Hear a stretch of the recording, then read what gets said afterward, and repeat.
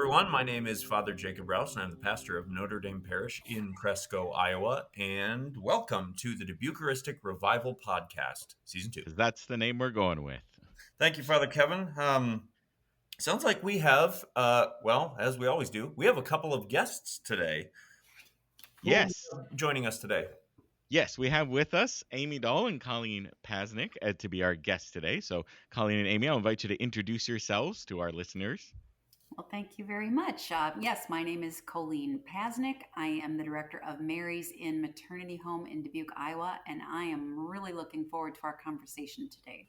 I am Amy Dahl. I'm the executive director at Guiding Star Cedar Valley in Waterloo, and we are Women's Holistic Health Services organization. Well, thank you so much both for being here. We are also looking forward to this conversation. So, we asked you on. We are, as this episode is released, it'll be in the month of October. In October, many Catholics know, is the month of the Rosary, and is also been declared Respect Life Month.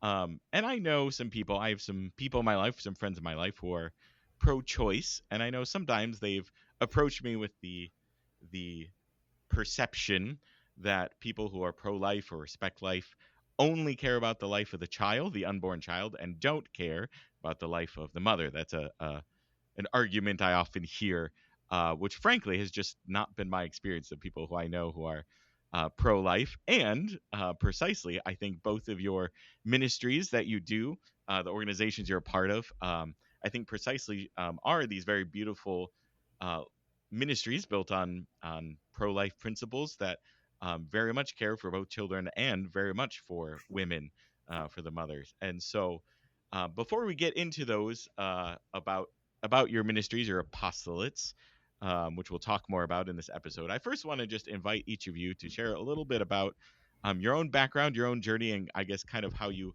arrived in your current roles. So for myself, I would tell you that I have kind of I tell people a little bit of a radical, gnarly background, honestly. I myself chose abortion at the age of 19 and was not of any faith organization at that point in my life. Felt very empowered by what the world told me at that time. And I just didn't want to bring a child into the world who endure kind of what my childhood had been like. Mm-hmm. Only through the God's grace was I able to be my husband, and became Catholic, which would have been 20 years ago this year, and really identified a little bit prior to that, came to a realization that my choice was not a good choice, and felt the Lord just really put on my heart as I was really understanding the Catholic faith that story, my story, would be used in some way, shape, or form. So a couple of years ago, I was invited to consider the role of the executive director of Guiding Star Cedar Valley. I will tell you that I feel wholly unequipped for this role. And I have many people tell me that God equips the unequipped, right? And That's he right. does through grace and so many other people. But what we have done with Guiding Star Cedar Valley, what I understand about the things that we teach, the knowledge, the information that we give, is just really to provide a deeper understanding of how God created us and how beautifully we are made. And I have come to the realization and recognition, if I had known some of those things when I was 19 years old, I would not have made that choice.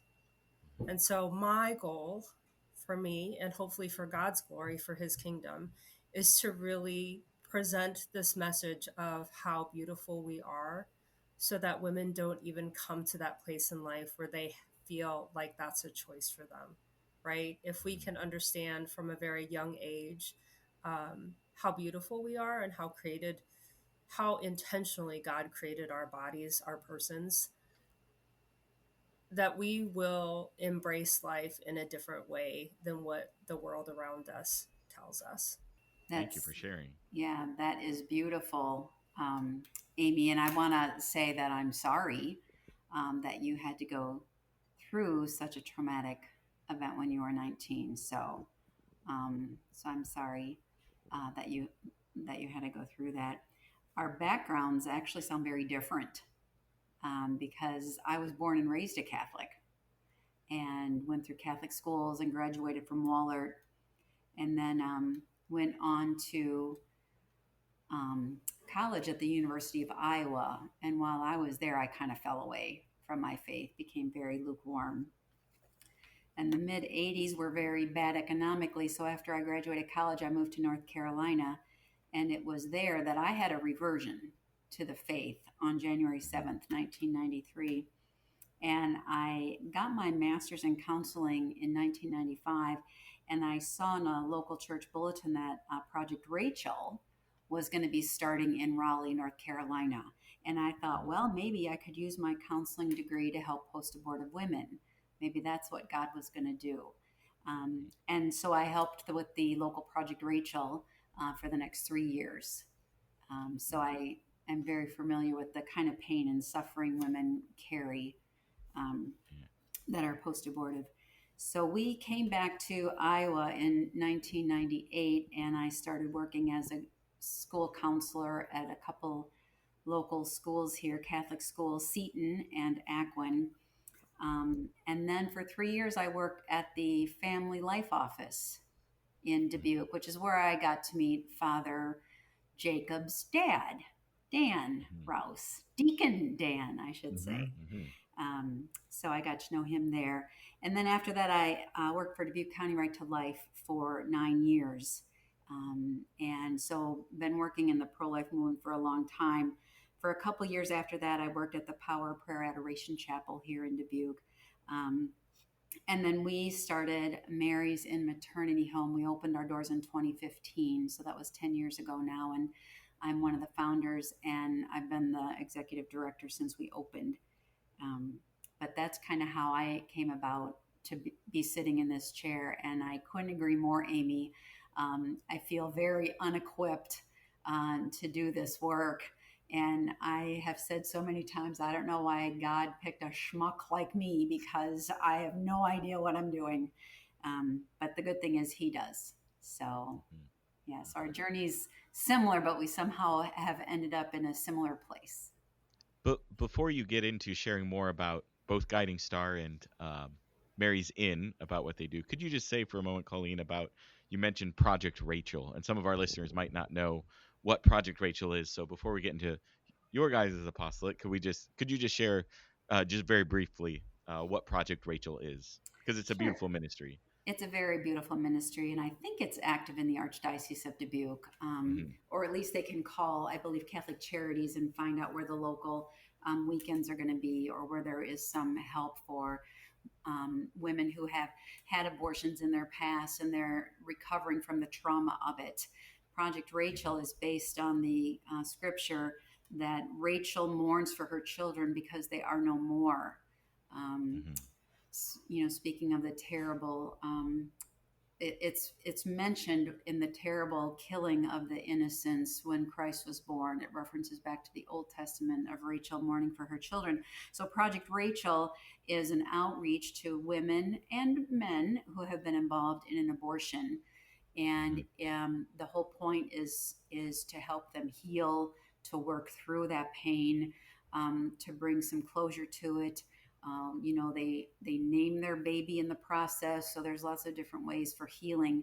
It's never judgmental, but it's all about, forgiveness of self, asking forgiveness from God, asking forgiveness from the child. So it really attempts to heal the woman, body, mind, and spirit from the experience.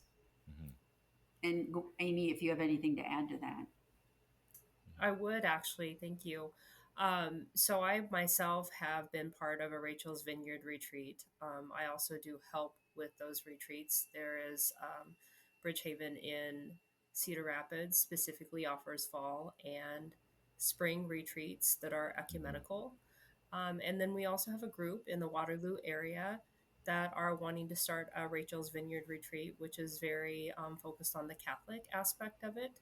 So that's just, for me, recognizing that the healing process is a lifelong process, especially when that decision has been made. And I have a heart and a desire for women and men to be healed from that choice. That's kind of my passion outside of work. It is part of the focus of what we do at Guiding Star, but specifically for me personally, I just know that when you have 1 in 4 women who are going to choose abortion in their lifetime, it's not just the mother and the father of that baby that are impacted, it's generations. It's the Mhm. grandparents, it's the siblings, it's the friends, the family that are impacted by that choice. And so there's a lot of healing that needs to happen in our world. And Mhm. I hope that people are invited into that space and they're made aware of that. Mm-hmm. Mhm.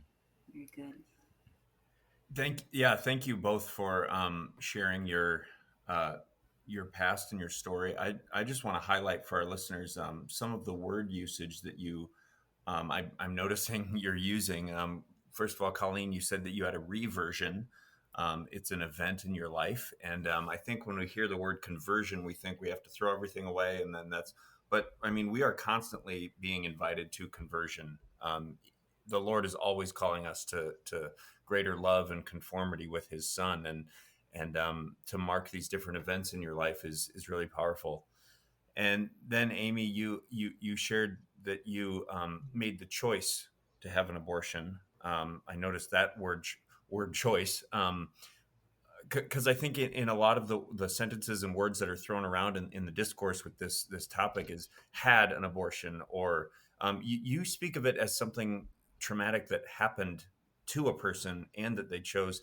And then both of you have been just endlessly spilling words like recovery and healing and forgiveness. And I mean, to go with Father Kevin's initial hypothesis that pro-life folks don't only care about the life of the child. I mean, this is a very tender and sacred uh, reverence that you have for every human involved in these events, and I just want to affirm that. Yeah, and I'm sure Amy can, speak at a more personal level, but as, working with the women in the different groups over 3 years, it's just so traumatic for the women. And you can see that they still carry the pain, and it just breaks your heart. And God can forgive anything. Mhm. God can forgive anything. And we never judge with any of the women that we work with because we've never been in their shoes.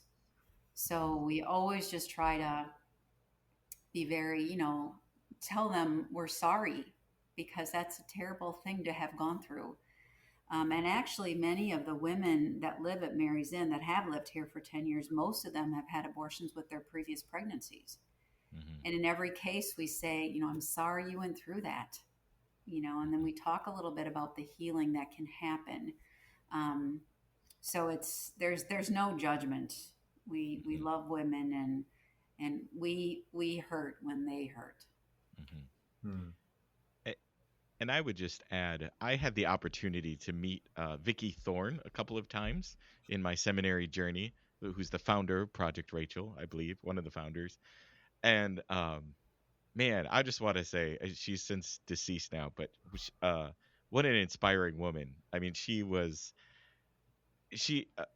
knew her stuff really well, and was, I mean, just a very sharp woman, and very clearly, passionate about what she was doing, but also just had this great tenderness. Like, I met her, I just remember meeting her, and from just a few minutes with her, she just had this sense of like, feels like she's your grandma who's loved and known you forever, and just like, just a very, just kind of effusing that love. And I know she was very recognized for her pro life work, was on some pontifical committee with the Pope for pro life. And um, but just to affirm everything that's being said, like the founder of Project Rachel, Vicky Thorne, was just, I mean, very much lived with all of that. I mean, sense of healing and love, and no judgment. Yeah.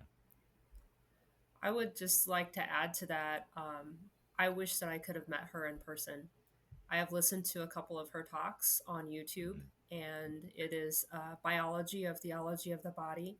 Hmm. And she is able to take the brilliance of so many people and put that into a talk that really helps you understand even more than surface level biology just how beautifully God had created us, right?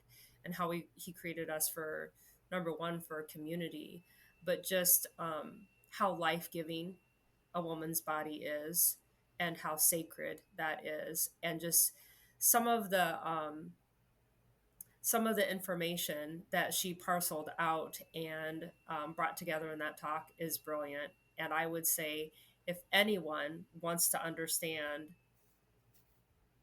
better what our bodies and how our bodies were created and just how miraculous things happen within our body, she's incredible. She's incredible. I don't think that you could listen to her and believe that abortion could possibly even be an option or a choice in your life. Mm-hmm. Yep.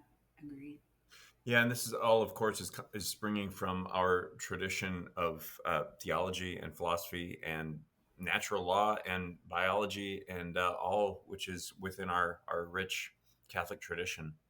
Um, Colleen, I'd like you to share a little, just to remind us, what is your position and what is the location or many locations that you work at, and for Mary's Inn, and then what is just like a day to day? What are some of the ministries and services that you offer? Sure. So I am one of the three founders of Mary's Inn and had no intention of being the director, but that's what I've been doing for 10 Mhm. years. Um, and we have one location. We're just in Dubuque, Iowa. I had mentioned before we started recording that for probably the first 8 years, we were the only maternity home in Eastern Iowa. So there's one in Des Moines, one in Ames, one in the northwest corner of the state up by Lake Okoboji. And about 2 years ago, one opened down in the southeast corner of the state, Mount Pleasant. So we have just our one location, although there are a total of 5 maternity homes in Iowa. And so a maternity home is a place for women who are pregnant or parenting an infant age 0 to 2 who don't have a safe place to stay. Mhm. So when we first opened, we were just accepting women who were pregnant and no safe place to stay. But after about a year and a half, most of my calls were from women who were pregnant and had a 1 year old with them or a 2 year old with them, or they weren't pregnant, but they had a 2 month old with them. And so after the first year and a half, we expanded who we would serve and we opened the doors a little broader. So right now we have 2 women here. They both have little kids, and they're both expecting another child, one in December, one in January. So it's very common to have a mom here who's pregnant and has another small child with her. So we are small. We can only take up to 4 women at a time and their children. And the whole reason we started was because it came to our attention 3 different teenagers, 15 years old, 15 years old, and 16 years old, in a very short course of time.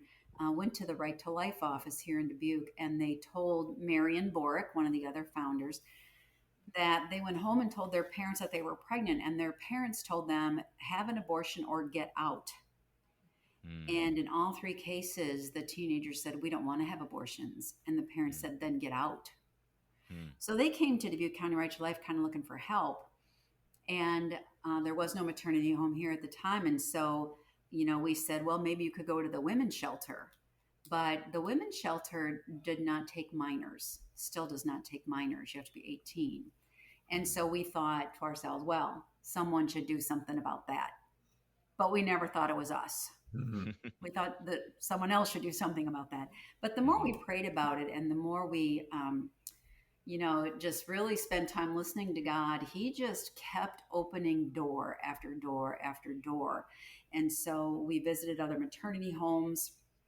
And they all pretty much operate the same way. We're not shelters. We're a place for a woman can stay for free. And while she's here, she learns parenting skills and life skills. And almost every maternity home I know of is faith based. So there's Bible study, there's church on Sunday, there's talk of God. Um, so it's a place she gets all those skills. And most of us operate by this very same way. So we learned a lot from the other maternity homes, and then we took the plunge and opened our doors on June 10th of 2015. And people will sometimes say, "Well, are there more Mary Zinns around the state?" And I say, "No, no. There's other maternity homes, but we're all by ourselves." And just to be clear, we are not part of the Archdiocese Mm-hmm. of Mm-hmm. Dubuque, and we are not part of any parish. Although sometimes I'll go to the post office box and I'll get an envelope from a church that says, "Well, we did our second collection for you guys last month." So I'm always grateful for parish support, but we just operate independently. And some people in this area might know the Teresa Shelter or the Maria House, which is part of the Opening Doors, um, ministry, but we are not part of them either. We play well with them, but we're not part of them either. So we're just a standalone maternity home here in Dubuque. Wow, and I'm sure in addition to uh, faith-based and emotional support, they also, I mean, food, hygiene, just the basic livings, a comfortable bed, a safe place where they can feel secure.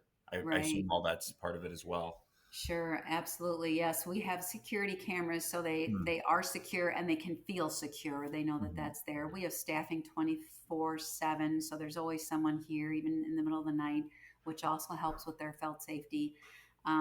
We eat together as a family. Our curfew is early. I will admit our curfew is early. Our curfew is 5 o'clock. And so the moms have to be home by 5 o'clock because we make dinner together, we eat dinner together, and we clean up from dinner together. Oh, And then wow. we have our program piece. And most of the moms living here have never eaten as a family. One of the first moms that moved in, one of the first nights she was here, she made some macaroni and cheese on the stove. And when it was done, she just took the pot and a fork and she just kind of leaned against the counter and she just started eating out of the pot. I'm like, "Well, can we sit down? Let's just put some on a plate." Right? But they just don't know. So we're like, let's just go around the table, talk about our day, just really because they are our family. We really want to give them, it's an important piece to have that, eat a meal together and share about your day. Um, so that is part of the whole experience of Mary's Inn. Wow, you're not just an emergency room triaging people. You are building community and family as a home. That's beautiful. Yeah. And I could take up the whole time. So I'm going to restrain myself because I want to hear from Amy as well. But I could just go on and on. So Amy, you better say something or I'll just steal the whole time.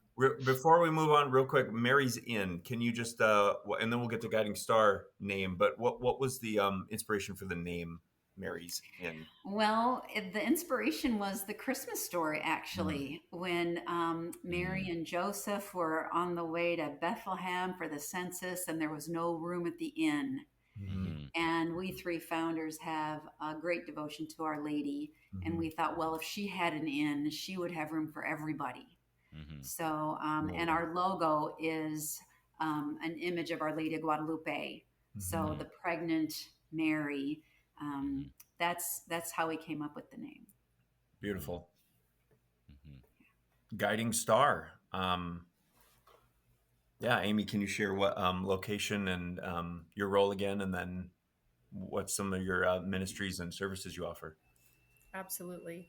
I just want to say to Colleen, though, I think that there's this little personal mission in my head right now is to come to Dubuque and to visit your space. Love it. Um, I I have a beautiful devotion to Our Lady of Guadalupe, and to listen to just what you're building in those young mothers is so beautiful, right? And I think of myself when I was a young mother and just what other women brought into my life and how much that enriched me, and didn't know it until later on, right? So just praying for what you do and all Thank of you. those women that come into that home, Thank you. right? Thank And so you. that they know that love. Yeah. Hmm. So Guiding Star Cedar Valley, we are located in Waterloo. We are one of 7 affiliates. Guiding Star Project is a national project out of Minnesota. And the founder, Leah Jacobson, She actually was a campus minister for Father Mike Schmitz. Fun little known fact. And this particular affiliate was founded by Jamie Ratchie. She is a co host of the Hormone Genius podcast with Teresa Kenny. And she founded Guiding Star Cedar Valley, which would have been, we're starting our 10th year, 2016. And our anniversary was Our Lady's Stella Morris, which Mm. was just Saturday on the 27th. And so Guiding Star, Stella Maris, it kind of all works together. Jamie did not,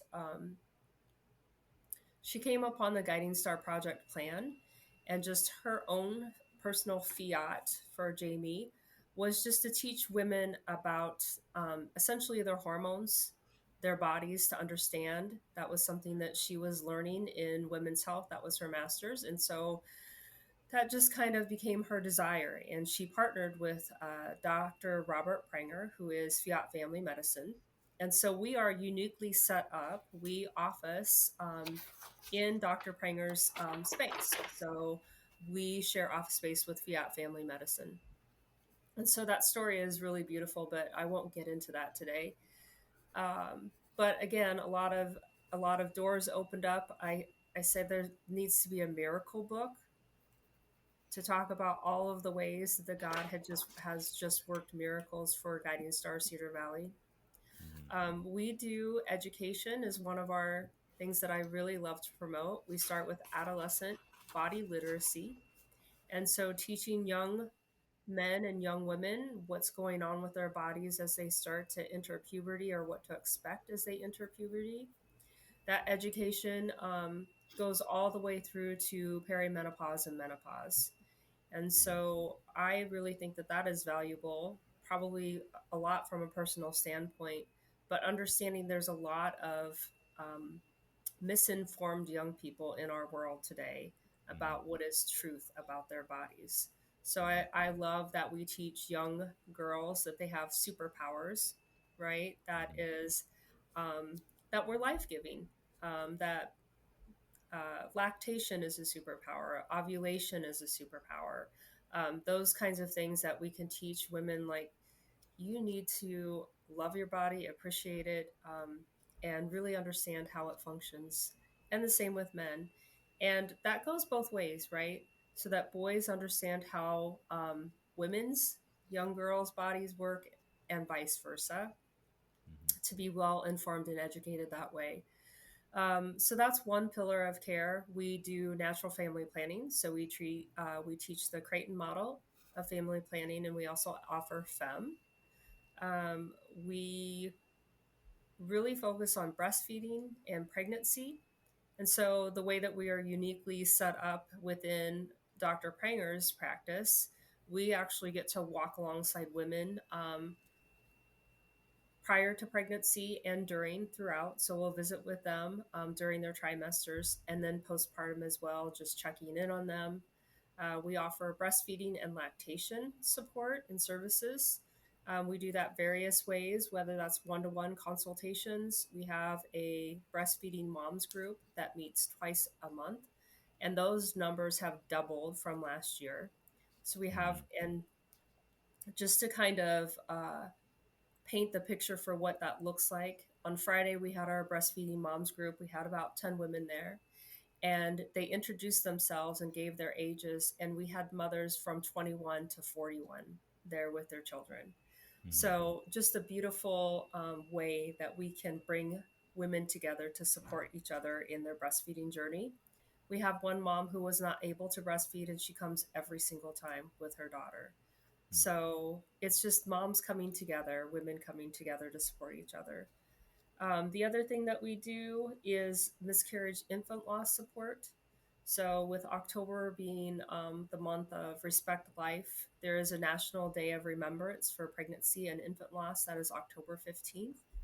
Annually, we provide a ceremony that just honors those little ones. We partner with a local funeral home, Haggerty, Wakehoff, and Grant Funeral Services. They actually will go to the hospitals, and they will collect those little babies and they will save them. And we have a burial service on October 15th. We also provide miscarriage kits to women. We've worked with the hospitals locally to be able to provide those miscarriage kits so that they can collect their baby when they know that a miscarriage is imminent or is happening.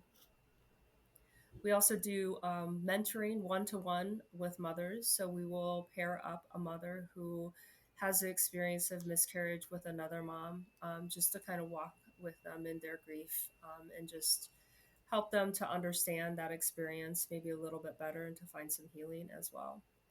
So there are a lot of other things we like to do. We offer community classes, so Bradley classes, maybe it's cloth diapering 101, pelvic floor exercises, which has become very to the forefront of what people understand is what is healthy.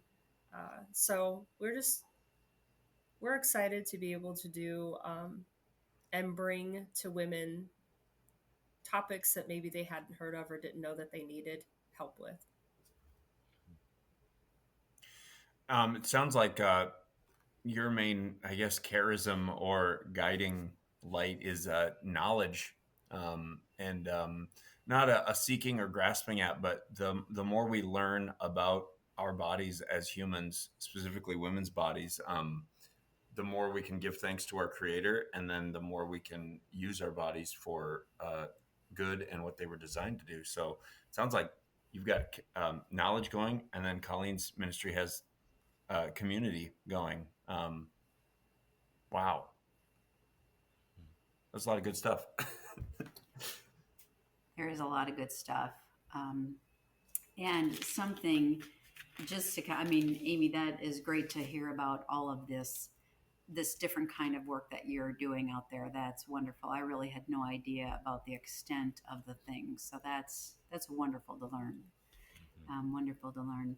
You had mentioned earlier that you wish that there was a book of miracles, that of all the miracles, ways that God has been involved. And I couldn't agree more. This is definitely, the maternity home is definitely God's work. And, you know, you and I are blessed because we have a front row seat to see all the different ways that God is working. And because of our two priests, I would just like to share one of those miracles that involve Deacon Dan Rouse. I know him. Father, You know him, right? yes, father of our host, Father Jacob Rouse, and also was a guest on the show during season 1. Deacon Dan Rouse was. Oh, was he? Very good. Yeah. Well, I'm maybe on that show he talked about how for many years he worked for MediaCom services.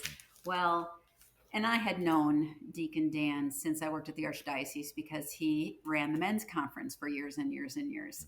And we put on a women's conference. So he was certainly a lot of help to me in that. But the miraculous story comes when we opened Mary's Inn on June 15th of 2015. We opened our doors and just kind of expected, I don't know, there'd be a line of women there with suitcases or something. And there was nobody. And nobody. And a couple weeks went by and nobody. You know, so I thought, gosh, I don't know what I should do. So I called the director of a maternity home down in St. Louis. And I said to her, you know, we opened a couple weeks ago, but we haven't gotten any calls. And I said, did you experience that? You know, what do you suggest I do? And she said that they had to, because, you know, it just takes a while to get the word out. But she said, I would suggest that you contact your local cable company. And she said, and ask them if they would do a commercial, you know, professionally produced commercial that they would air on shows that young women watch. And I thought, well, that's a great idea. So this was like on a Tuesday afternoon. And I thought to myself, I need to call Dan Rouse tomorrow. The next day, before I could call Dan, my phone rings. It's Dan Rouse. And I thought, this is weird. And then he says to me, hey, you know, we have an intern this summer and he's kind of looking for a project. And I was thinking, you know, we should help Mary's Inn. I think we could make a professionally produced commercial that we could air on shows that young women watch. I mean, it was Yeah. almost Uh-huh. verbatim Uh-huh. of what the St. Louis woman told me. And I Mm-hmm. just kind of looked up to heaven and I said, "That's a great idea, Dan." Yeah. Good And job. so that right, so that happened. But I wanted to share that because it involves Deacon Dan Rouse and Right. one of those miracles that Amy you were talking about. It's so great to be on the front row to see all of them. Yeah. That's so beautiful. Yeah. Hmm. I would. Can I share one of my Please, stories then? please. Yeah. As I don't know if this could be construed as a miracle, but when Jamie Ratchie was understanding hormones are a big deal and birth control, hormonal birth control is not good for your bodies, right? She was looking for a Catholic doctor to basically hang her shingle up for educating women. And she had a meeting with Dr. Prenger. And this is a story that has been shared, so I'm not sharing secrets or anything. Mm-hmm. Um, but she went to Dr. Prenger and she said, "This is what I like to do. I'd like to educate women on their hormones. I would really like to be able to have a space in a doctor's office because I recognize that that's where I would be able to encounter women." And he's like, "Yes," was all for some of the things that she was saying. And then she said to him, "Would you stop prescribing hormonal birth control?" And he said, "No." Mm-hmm. And she said, "At that point in time, I wasn't always the boldest person, but she goes, I was just very convicted." She goes, "Okay, thank you. I'll look for someone else." And so some time passed, and Dr. Prenger reached back out to her. And he goes, "Number one, what you asked me was something that my own wife had been asking me for years, and I wasn't ready to." He goes, "So he was a little angry at the time that that was the question that she posed to him." He said, "But I went and prayed about it and I took it to adoration." And he goes, "I will. I'll stop doing that." And so that partnership was born, which we're still partners, obviously, with Fiat Family Medicine, Dr. Prenger today. But just beautiful how the Lord can work on a person's heart, right? That there might not be an immediate yes, but sometimes we just have to be bold for the Lord, and He honors that. Hmm. That's beautiful. It's a Hmm. beautiful story. Mm-hmm. Speaking of God working in miraculous ways, I'm sure you've seen God work in the life of some of the women you've shared, and obviously without sharing names or anything confidential or anything. But I was wondering maybe if each of you could share like uh, I guess a success story for lack of better words, but someone who's benefited from your ministries that it's just been an inspiration to see how they've grown in being accompanied by these ministries or so on. If you had a story about that. I know I'm trying to debate between a couple different ones that I could tell. I'm sure there's So, many. So. yeah. Well, I would say one of our success stories. We had a woman here move in January of 2020, Hmm. and she was pregnant with her first. I'm sorry, with her second. Her first child had been removed because of involvement with drugs. Hmm. So she moved in January of 2020. She was due in July, and um, we could not get that girl to get out of her bathrobe and get a job. One of the things that is required of the moms that live here is you need to either be working or going to school, Hmm. especially during your pregnancy. And boy, we just could not get her out of her bathrobe to apply for a job. So, um, and she was very kind of, antagonistic, real rough. And so when COVID was hitting middle of March and we were going to close our doors and just everybody stay put, she said to us, "I'm not being stuck here with you guys. I'm going to call my uncle." So that's, so then she left, right? Hmm. So she left, had the baby somewhere else in Iowa in July. But a couple months after that, she called us back up and she, said that she was struggling and she asked if she could come back, and we talked about some of the issues. Well, you're going to have to get a job, and that was fine. And when she came back, a lot had happened to her in that time, but when she came back, she really was a bit of a different person. And she got a job. And I remember when she came home the first day, we're like, how was work? And she said, it wasn't that hard. We're like, we know. And she had been a drug user. Meth was her drug of choice. And she said, I never thought I could work. The drugs always told me I was too stupid. It was going to be hard. I couldn't do it. So I never even tried.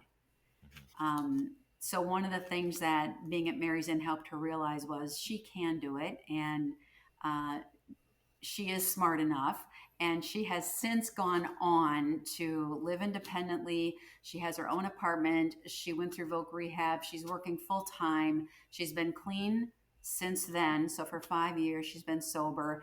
And this past summer, she was baptized. So Mm. I just love that particular resident and all the growth that we saw in her. Hmm. I'm sitting here and I'm trying to think of what story would be compelling. And I feel like we have so many beautiful stories of the work that gets Hmm. that happens at Guiding Star Cedar Valley. And as I tell people, I'm not the expert. I'm kind of a jack of all trades, master of none person. Hmm. But I will tell you that over and over again, um, with natural family planning, sometimes that's hard for people to hear or want to come on board with, right? So Hmm. I try to talk about it from a biological perspective, where it's fertility awareness based methods. So just a couple of things. One really short one is when we understand our body, right? Some of the things that people aren't comfortable with, and I said cervical mucus should be something that we can talk about at the dinner table, and this is one of the reasons why. A woman had come to a hormone coach to really understand her body better. She was experiencing infertility, and I hope this is okay. I'm saying this on Bring the it. podcast. Um, so her husband and her would avoid intercourse every month because she was getting an infection. And as she's talking to this hormone coach, she's kind of coming to the understanding that that actually is not an infection that's coming every month, but that is her cervical mucus that is happening every month, which is a sign of fertility. Hmm. When the woman understood it from that perspective and understanding what was really happening with her body, they were pregnant within 3 months. Hmm. So that woman wasn't actually having an infection. And I just think, what would happen if that woman had gone to an IVF clinic? Would they have coached her through that? Would they have understood what was happening? And I dare to think that they probably wouldn't, right? That she would have undergone some testing and things like that, or who knows what processes would have happened to her at that point. Hmm. The other thing that I would say is um, we have our gala. I'm going to put a plug in for our charity gala, which is coming up on Thursday, November 6th.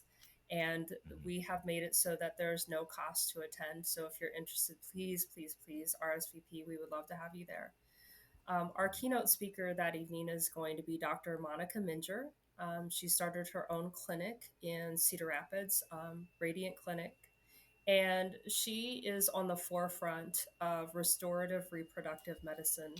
We are experiencing infertility like we never have before in our world, in our country right now. And specifically, restorative reproductive medicine really looks at what is the root cause of infertility instead of sending people directly to an IVF clinic or other um, resources. She's speaking out even at a federal level, at an international level, and she's working with different doctors around the world to how can we really address some of these things that are going on and couples who are experiencing infertility. And so I address that because we have so many couples that come to us. They go through FEM or they learn the Creighton model of family planning. And really, that gets to a lot of times the root cause of what might be causing their infertility. And so sometimes that means NAPRO technology or NAPRO surgery.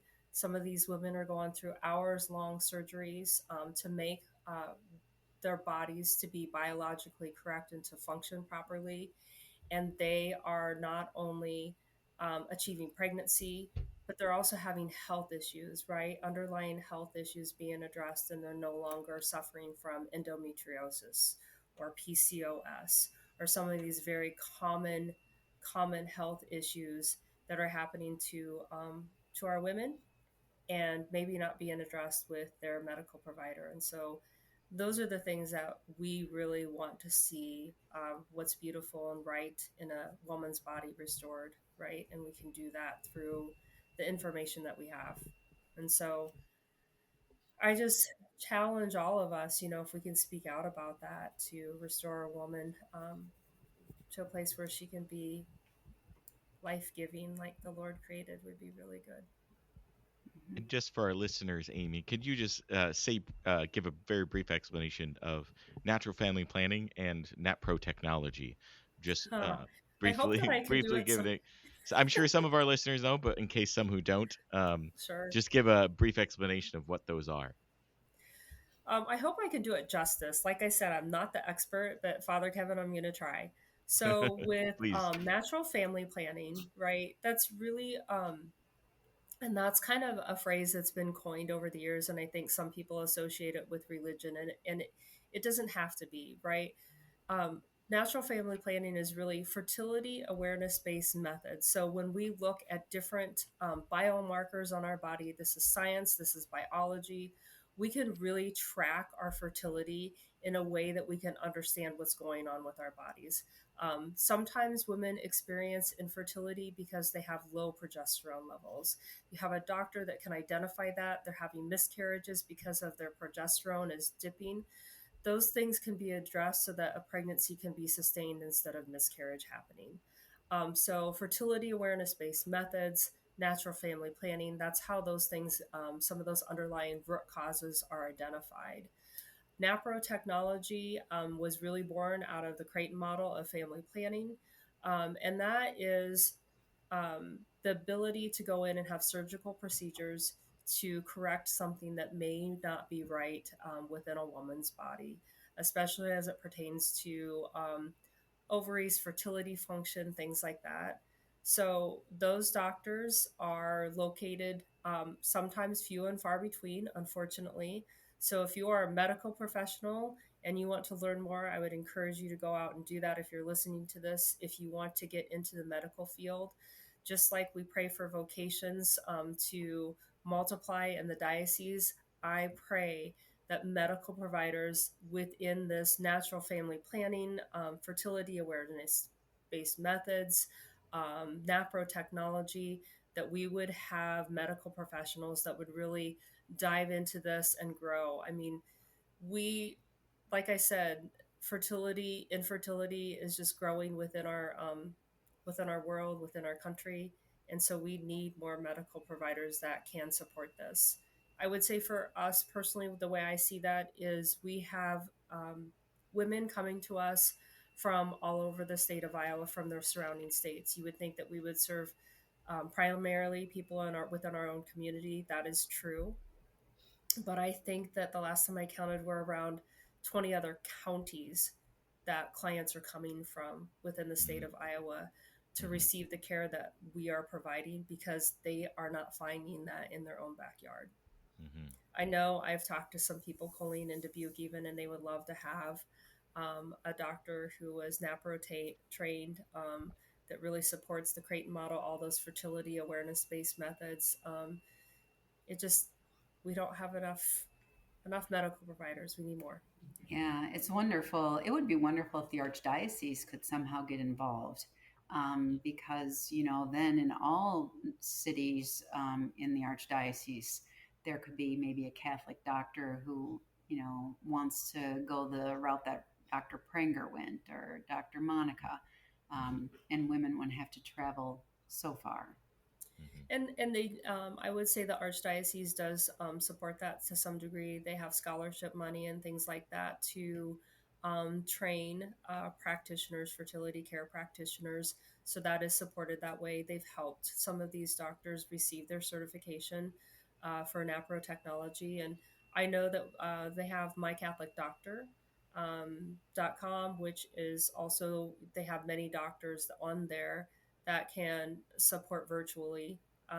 We've even had women from other states calling us asking for support. Maybe that's even breastfeeding support that they're not getting from their own um, practitioner, from their own hospitals, Mm-hmm. um, just different ways. And we've been blessed with an abundance of knowledge with our staff members and the way that they care for people.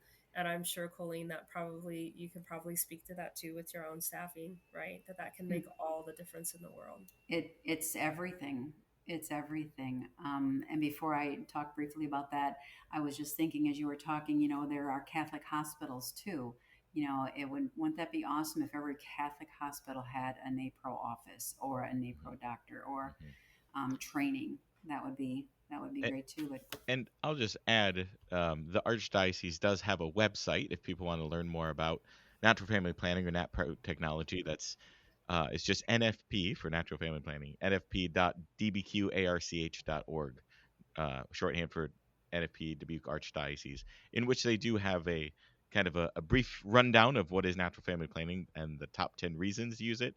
And then they also do provide a list of medical providers and instructors around this, including both who were mentioned, Dr. Monica Mincher, since you mentioned her in the Cedar Rapids area, and then Dr. Robert Pranger, of whom Guiding Stars partners with. So there's at least a start of some good, information there if people want to go and learn more. very good, It's a pretty informative website, and there's also some videos on it about couples who share about their experience of using it and so on. So there is a good resource very for good. kind of a beginning That's good to place. hear. That's I'm very just good to I'm hear. just so struck by Amy's story about I mean, it's basic objective knowledge. It sounds like that one couple who was having fear about infection. You didn't uh, tell them what to think or try to recruit them to your religion or spirituality. All you did was share a biological fact, and that itself helped free them or start the freedom process. And then too, to pair with Colleen's ministry as well. It sounds like just warm, gentle, sacred reception. You're not. I mean, we've heard nothing in this conversation about angry protesting or holding signs or anything. It's been just receiving those who are hurting and helping them to heal, and then education. And yeah, I just think that's really beautiful.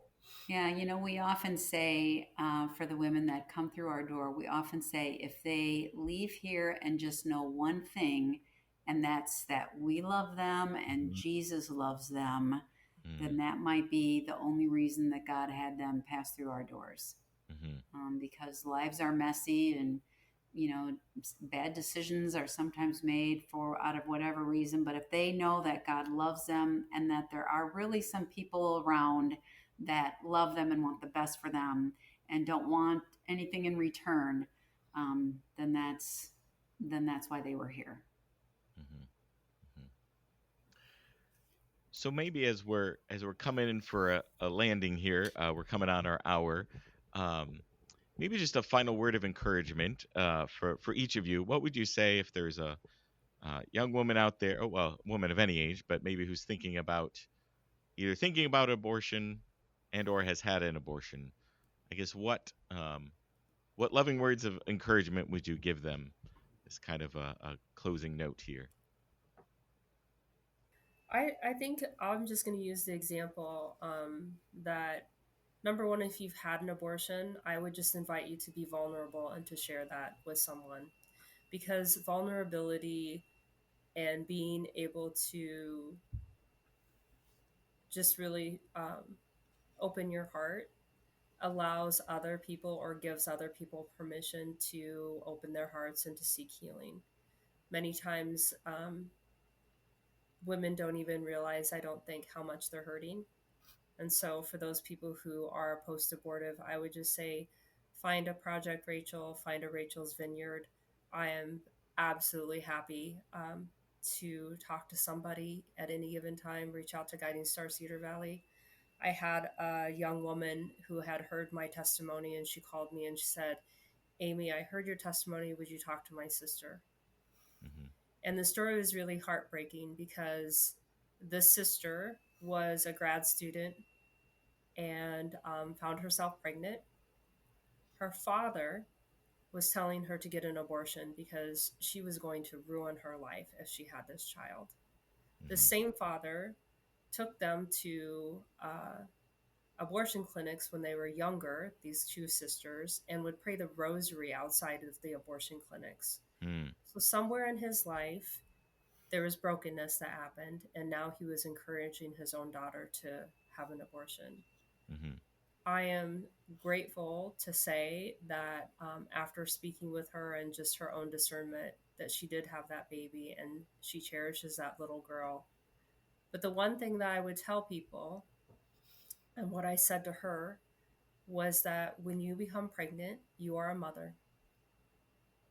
You can choose to have an abortion, you can choose adoption, you can choose the baby, but nothing's going to change the fact that you're a mother at that point, right? Mm-hmm. You can't take that away. And so I would just encourage anyone who finds themselves in a space of unplanned pregnancy. I would also say that statistically, it's frightening that there are women out there who are choosing abortion who have living children. And sometimes that comes from birth trauma, which is also something that we like to address at Guiding Star, right? That a woman just doesn't think that she can go through birth again after experiencing so much trauma that she's choosing abortion. Mm-hmm. So ask, seek, find someone, find a Guiding Star, find a Mary's Inn or a Colleen, right? Someone who's just going to embrace you and love you, no judgment. I can't tell you the number of times that I've been able to share my story with someone, and I have never once been persecuted for telling people that I had an abortion, which I'm so thankful for the Lord, because I don't know that I would be as brave as I am right now to share my story if that had happened. Mm-hmm. Um, as it stands now, if I would be stoned, I would still share my story, because I know that it's just powerful for us to be able to reveal how we can be hurt and broken, and the Lord can redeem that. And that's beautiful, Amy. That's beautiful. And we do get women that call, and most are not abortion minded, because, like I said earlier, many of them have chosen abortion in the past, and they say we will not do that again. It was Mm-hmm. terrible. So we don't get a whole lot of women in that are abortion minded. But when a woman does call and she's not sure what she wants to do, if she's going to choose life, if she's going to choose abortion, choose adoption, choose parenting. There's a lot of fear there. And so, what we really try to do is reassure her that a pregnancy is not the end of the world. It's not the end of her life. It's not going to ruin her life. It's 9 months out of her life. And many times, God is the author of life, and many times He will send a baby in an attempt to save the woman's life. Many of our moms have said that if they didn't have a reason to live by becoming pregnant or having a child, that they would have taken their life either through an accidental overdose or some other tragic way. But oftentimes it's God's trying to reach that woman by giving her a life to take care of. So we never want to say, well, those circumstances of that conception were terrible, so therefore that baby is no good. God is the author of life, and if He brought a life into being, He wants you to know how much He loves you, and He wants a good life for you. He wants your happiness, and He's there. So we really try to stress how much God loves them. So, obviously, there's, as you said, there's a lot more we could learn about both these ministries. So, could you just give your final pitch if people want to learn more about Mary's Inn and about Guiding Star Cedar Valley? Where would they go? How could they learn more? And how can they support the work that you're doing? Sure. So Mary's Inn, we have a website. It's long. Mary's Inn maternityhome.org. Just Google Mary's Inn and we'll pop up. I'll put it in But the there's description. Yeah, but there's a lot of information on the website. So if people want to volunteer, they can volunteer through the website. If they know someone who could use our services, that's on there as well. You can sign up. We have a monthly newsletter. You can sign up for that, get an email. It's 2 pages and a lot of pictures. So it's a fast read. Follow us on Facebook, find out what's happening and what's going on. So and I say this every time I'm talking with someone: invite me to speak to any groups you belong to, whether it's a church group, whether it's a mom's group. I say I will talk to your bowling league. I don't care. Just everybody is going to know somebody. So I would always welcome the chance to go out and speak to groups, but I would also love to invite anyone to Mary's Inn for a tour of our beautiful house that God gave us. Another miracle story, but I would invite people here for a tour, um, and just see what God has done. And yeah, that's it. I would say for Guiding Star Cedar Valley, Colleen, our website is also long. It's www.guidingstarcedarvalley.org. And all of our information will be on there. You can see our staff, our board members highlighted. We have our community classes calendar that's on there. So the events that you can sign up for. Um, all of the information about project and the different services that we provide as well. We also have service partners and community partners. We have another doctor that we partner with, Dr. Cheryl Hansel. She's out of Mercy One. She also is working NAPRO and works with our fertility awareness-based methods. I like to highlight that because I think that people are not aware that those things are available to them. So we would love to give a tour.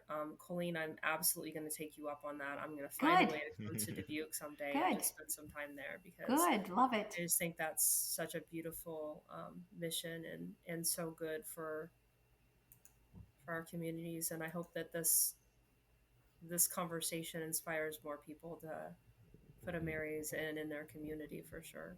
Well, and I have a feeling we'll be headed to Waterloo to Guiding Star and see it for ourselves everything that's going on there. That There you would be go. beautiful.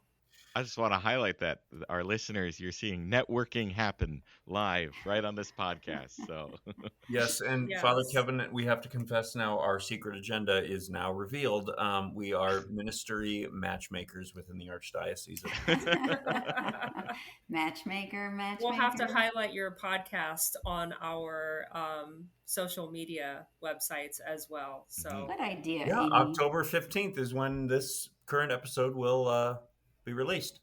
mhm, Wonderful. We'll link to it too. Good, good idea. mhm. Thank you so much, Amy and Colleen, for not first of all your ministry and your generosity towards healing and teaching. And then thank you to our listeners for listening and continuing to learn with us, because I think Father Kevin and I have both grown in knowledge and community through this process. So Mhm. until next time, we will see you in the Eucharist. Thank Goodbye. you.